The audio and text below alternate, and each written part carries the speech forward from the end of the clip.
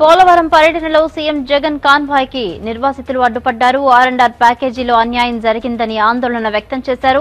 ఉట్టి ఆర్ఎండ్ఆర్కే దాదాపుగా మరో 20,000 కోట్ల రూపాయలు ఉట్టి ఆర్ఎండ్ఆర్కే అవసరమయ్యే పరిస్థితి ఉంది.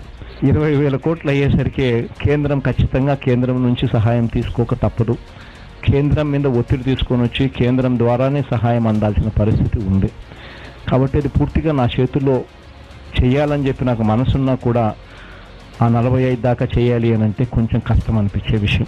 పోలవరం నిర్వాసితులు ఎవరైతే ఉన్నారో వాళ్ళందరికీ కూడా ఇప్పుడు కూటమి ప్రభుత్వం నష్టపరిహారం చెల్లిస్తూ ఉంది. మీకు వచ్చాయా నష్టపరిహారం? ఎంత వచ్చాయి? 6,36,000 వ్యక్తిగత ప్యాకేజ్ వచ్చిందన్న. ఇంటి విలువ 4 లక్షలు వచ్చింది. మొత్తం 10 లక్షలు వచ్చినాయి అన్న. మీకు పోలవరం నిర్వాసితులకి చంద్రబాబు గారు ఆర్ఎండ్ఆర్ ప్యాకేజ్ కింద నష్టపరిహారం అందజేస్తూ ఉన్నారు. అందిందా? అందిందండి. ఎంత వచ్చిందమ్మా? 6,36. ఇంత తొందరగా వస్తాయని మీరు ఊహించలేదు. 2026 అనుకున్నాం. ఇంత తొందరగా అసలు ఆకస్మిక అసలు మతిపోయింది మాకు. అసలు ఈ డబ్బులు పడతా ఉంటే చంద్రబాబు గారి నిర్ణయం పట్ల మీకైతే న్యాయం జరిగిందా? న్యాయం జరిగిందండి. న్యాయం అంటే ఫుల్ న్యాయం జరిగింది. ఉద్దరంకోట గ్రామం ఇప్పుడు గోదావరి నదికి ఒడ్డున ఉంటది. మీకు ఇప్పుడు పోలవరం నిర్వాసితులకి చంద్రబాబు గారు ఆర్ఎండ్ఆర్ ప్యాకేజ్ కింద నష్టపరిహారం అందజేస్తూ ఉన్నారు. మీకు అందిందా? అందిందండి. ఎంత వచ్చింది? 6,80,000 వచ్చినాయి.